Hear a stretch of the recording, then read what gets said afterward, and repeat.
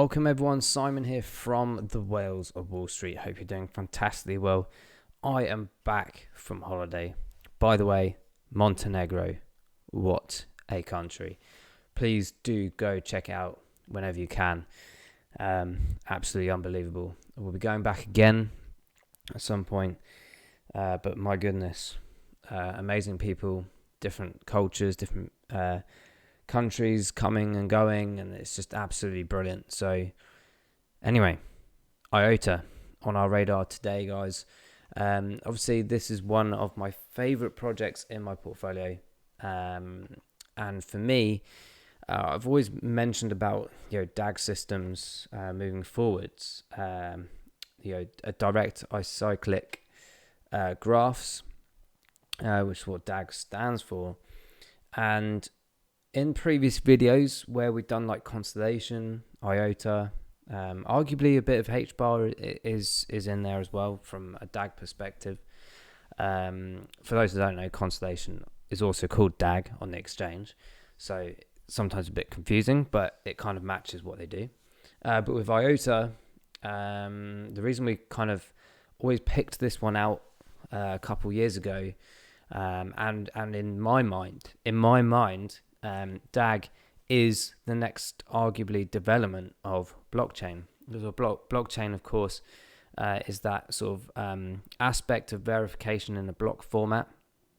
With IOTA, we of course do the transactions in a slightly different way. So there, as it says on the screen here, no blocks, no miners. When you do an IOTA transaction, you validate two other transactions. This allows IOTA to overcome the cost and scalability limitations of blockchain. So what does this mean? Well, when we look at the bigger picture of IOTA and also the DAG protocol system in general, IOTA is partnered with a lot of big companies, a lot of big projects right now, heavily involved with like the European Commission.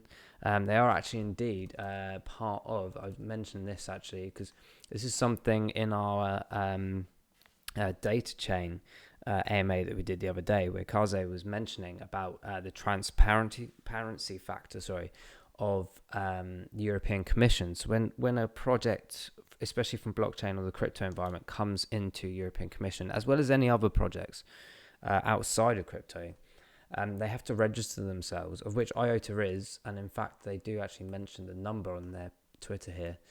That's this one here.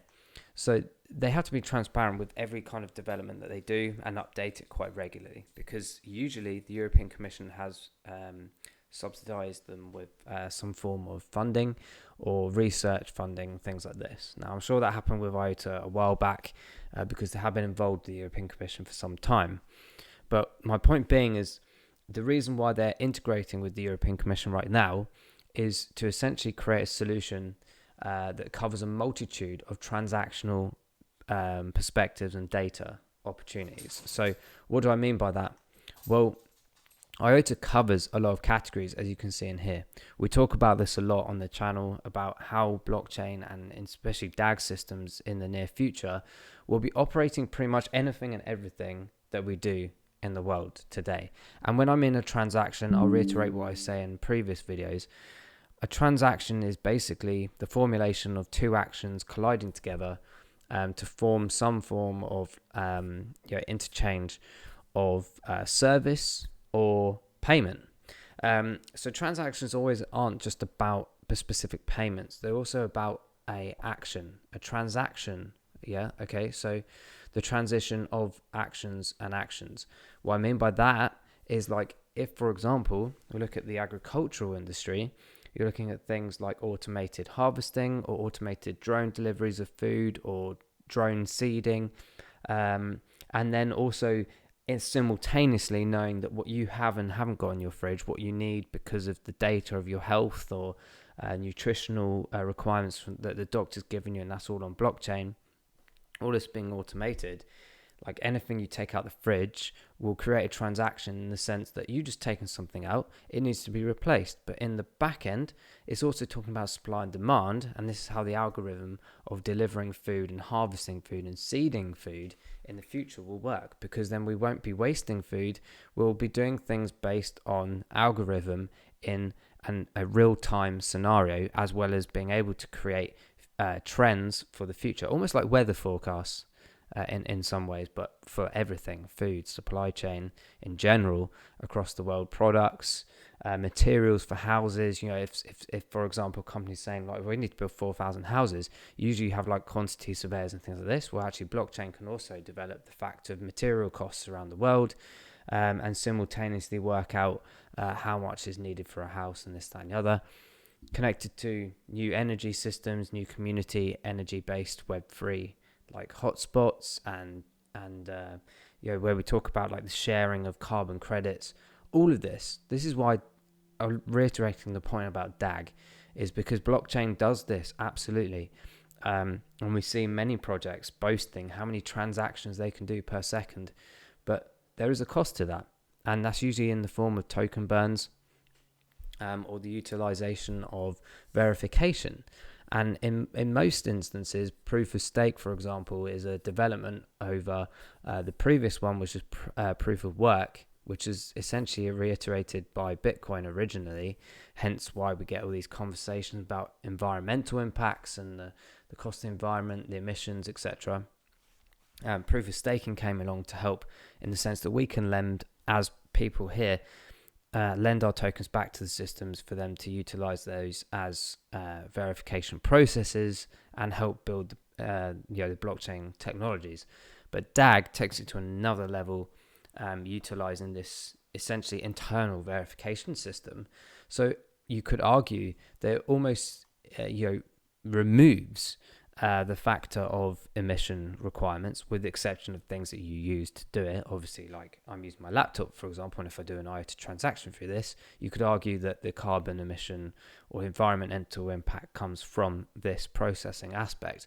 But in general, one day within the servers and what they're building, this will essentially be arguably removed. Whether that's 100% or 90%, I don't know, but that's the gist of it. So it's really, really interesting to see that development, but also the speed of which this can happen. And if you think about the entire world, just like close your eyes or something and think about like your small region and community, how many things could be automated, traffic, energy, everything, food supply, then multiply that by the city or the town that you live near, and then multiply that by the country and then the world. You're talking about how many simultaneous transactions per second. It requires something very specific and unique, and that, in my opinion, is what DAG technology brings to the table. And there isn't going to be, in my opinion, just one winner of this. We have to also interlace all the different other projects, all the different protocols and things. I mean, for example, like IOTA has a big partnership list. I know they work heavily with Mobi, for example, and Mobi are heavily involved in things like transportation technology and blockchain. The way that we get into cars in the future, driverless cars, we rent cars, whatever, or indeed wireless charging in terms of transactions. And this is how we kind of operate that mindset now, that the magnitude of what needs to be done here. So for me, IOTA is one of those top projects. I would say it's like my top 5, not necessarily in terms of the amount that I have, but the top 5 really important ones that I consider for the next 5 to 10 years. Yes, we can get some gains in the next 2-3 years, of course, but for me, 2025, when they switch on CBDCs and things like this, and then into 2030, when we hit the Agenda 2030 marks, the targets, as well as the integrations of all these things, I think IOTA is going to be one of the big ones up there.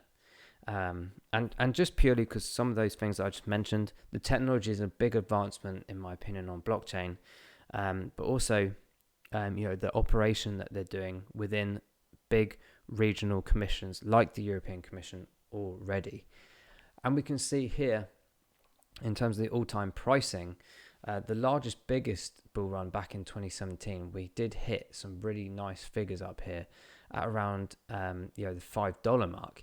Now, in the most recent one we saw here in 2021, which in my opinion is still arguably the beginning of the bigger cycle, maybe towards 2025 potentially, we have seen some good growth patterns. We're lying back down here. We'll go into the chart in a bit more detail, but I just wanted to show you where IOTA has come from, and where it is now, and why it's such an interesting opportunity if you have been wanting to get into IOTA for some time. I was quite late to IOTA. I think it was in like 2021.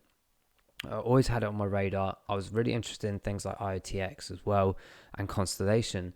But IOTA, for me, I was like, oh, I want to wait for prices. But you know what? I FOMO'd in around here. It was over $1. I thought, do you know what? In the future, I think this is going to be a staggering price point, and we're going to rise up again.